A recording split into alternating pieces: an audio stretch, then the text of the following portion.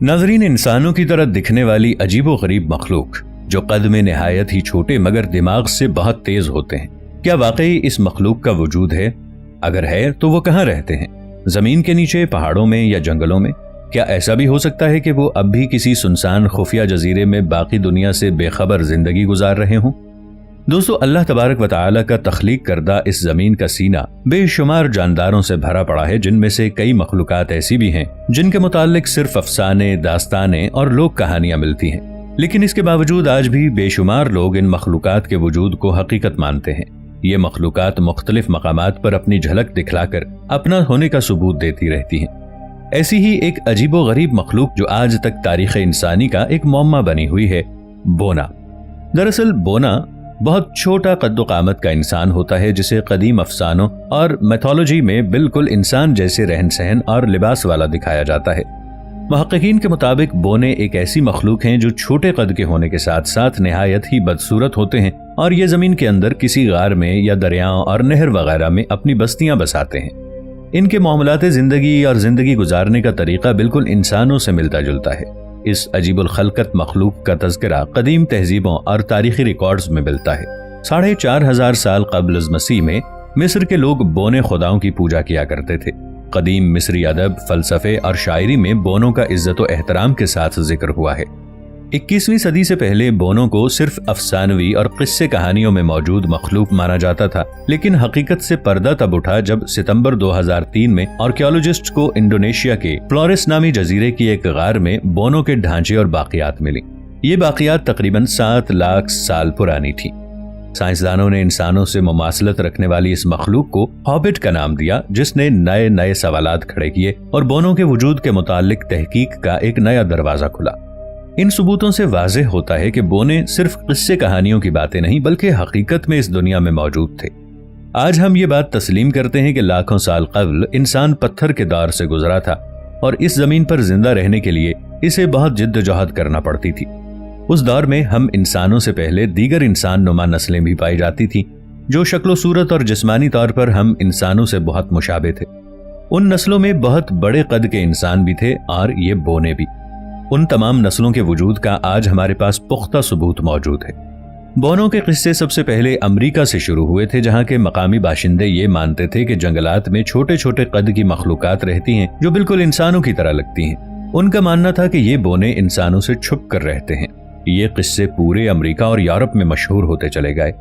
Bono की कहानियां और अफसाने सबसे ज्यादा जर्मनी में मशहूर हुए। जर्मन असातीर की माने तो बोने खुद को एक जादू लिबास में छुपाकर गायब करने की सलाहियत रखते हैं। ये बोने पहाड़ों के अंदर और जेरे जमीन रहते थे और माहिर कारीगर होते थे। वो लकड़ी के साजो सामान को बेहतरीन शक्ल में ढालकर बनाया करते थे। कदीम नॉर्स माइथोलॉजी के मुताबिक बोने जेरे जमीन छुपे हुए खजाने के मुहाफिज हैं, जिनके पास सोने, चांदी, कीमती पत्थर और महंगे हथियार मौजूद होते हैं। शिमाली यूरोप में मौजूद बोनों की कहानियों में इन्हें अक्सर ऐसे जादुई हथियार बनाने वाले के तौर पर दिखाया जाता है जो अपने दौर के मुताबिक काफी जदीद थे। इसमें बिजली के देवता थॉर का मशहूर हथौड़ा भी शामिल है। जर्मन कबाइल के मुताबिक बोने बहुत पुरअसरार मखलूक होते हैं जो अक्सर इंसानी राबिते से दूर रहते हैं, जबकि कभी कभार वो इंसानों से राबिते में भी आ जाते हैं और अगर इंसान उनका एतमाद जीत लेता है तो वो उन्हें खजानों से नवाजते हैं। मसीही सकाफत और अफसानों में भी एक बोना सेंटा क्लॉज के नाम से मशहूर है, जिसके मुतालिक ये तसव्वुर किया जाता है कि वो क्रिसमस के मौके पर बच्चों को तोहफे देता है। माना जाता है कि सेंटा क्लॉज कुतुब शिमाली में रहता है, जहां बोनों की फौज होती है जो तमाम साल कुतुब शिमाली में मौजूद सेंटा के गांव में खिलौने तैयार करते हैं। सेंटा क्लॉज के पास उड़ने वाले 8 हिरन हैं जो उसकी बग्घी को क्रिसमस की रात उड़ाते हैं। सेंटा को अक्सर मुहक्किकीन सिर्फ ख्याली और अफसानवी किरदार करार देते हैं, लेकिन बाज लोगों का यह भी ख्याल है कि सेंटा क्लॉज एक हकीकी शख्सियत था जिसका नाम सेंट निकोलस था और वो एक बोना था। इस तरह आइसलैंड यूरोप का एक ऐसा मुल्क है जहां अक्सर लोग ये मानते हैं कि आइसलैंड में बोने रहते हैं, जिन्हें वो एल्फ कहते हैं। यहाँ हजारों लोगों ने बोनों को देखने का दावा भी किया है।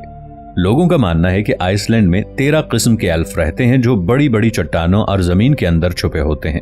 नेटिव अमेरिका और हवाई में रहने वाले कबीलों का भी ये मानना है कि एल्फ इंसानों से भी हजारों साल पहले इस जमीन में आबाद थे। ये एल्फ छोटे छोटे शहर आबाद किया करते थे, खेती बाड़ी किया करते थे और मछलियां भी पकड़ा करते थे। 18वीं सदी में स्टीफन वैगनर नामी सयाह कई बरसों तक इन एल्फ की तलाश करते रहे। انہوں نے اپنی کتاب ٹچڈ بائی اے میریکل میں ایلف کے ساتھ ہوئی لوگوں کی ملاقات کے کئی قصے شامل کیے ہیں۔ اسٹیفن ویگنر پال نامی ایک شخص کے بارے میں لکھتے ہیں کہ وہ ساؤتھ افریقہ کے گھنے مینگروو جنگلوں میں اپنے دوستوں کے ساتھ گھوم رہے تھے۔ شام کے وقت وہ ایک کھلی جگہ میں پہنچ گئے جہاں پتھروں سے بنی ہوئی کئی مورتیاں اور چیزیں موجود تھیں۔ پال نے خود اسٹیفن کو بتایا کہ انہوں نے چاروں طرف چھوٹے چھوٹے انسانوں کو دیکھا۔ وہ لگ بھگ 20 سے 30 لوگ تھے جو کچھ لمحوں میں ہی غائب ہو گئے۔ پال دوسرے دن پھر اس جگہ پہنچا لیکن وہاں اب کوئی پتھر یا ویسے انسان موجود نہیں تھے۔ انڈونیشیا کے جنگلات میں بونے دیکھے جانے کی کئی خبریں اور حادثات سامنے آ چکے ہیں۔ انڈونیشیا کے مقامی لوگوں کا ماننا ہے کہ بونوں کا ایک قبیلہ 5000 سال پہلے انڈونیشیا کے جنگلات میں رہتا تھا۔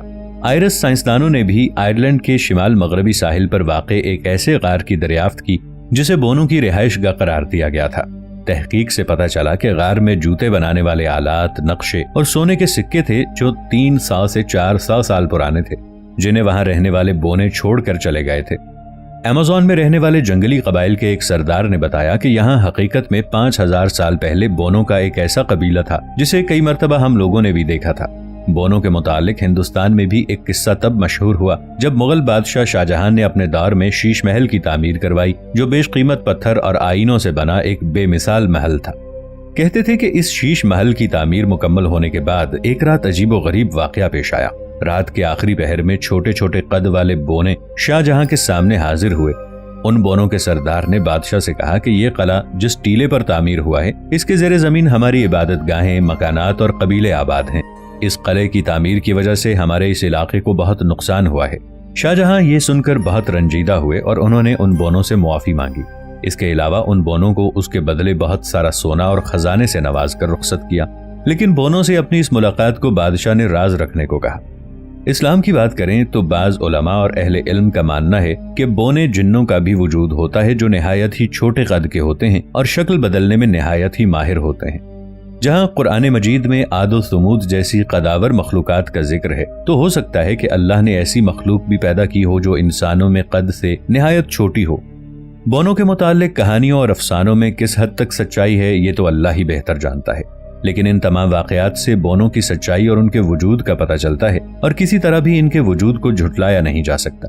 شاید اللہ نے ان بونوں کو زیر زمین چھپا کر اس لیے رکھا تاکہ وہ ہم انسانوں کی شرارت اور حرکتوں سے محفوظ رہ سکیں، کیونکہ اگر یہ بونے ہمارے ساتھ اس زمین پر ہوتے تو یہ انسان کے ہاتھوں ہرگز محفوظ نہ رہ پاتے۔ شاید بونے اب بھی ہمارے درمیان ہی موجود ہیں، لیکن اگر ہیں بھی تو ہماری پہنچ سے بہت دور۔ لیکن شاید مستقبل میں بونے کہیں سے واپس آ کر اپنی دنیا میں لوٹ آئیں۔ وہ بونے بے ضرر ہوں گے یا خطرناک، یہ تو وقت ہی بتائے گا۔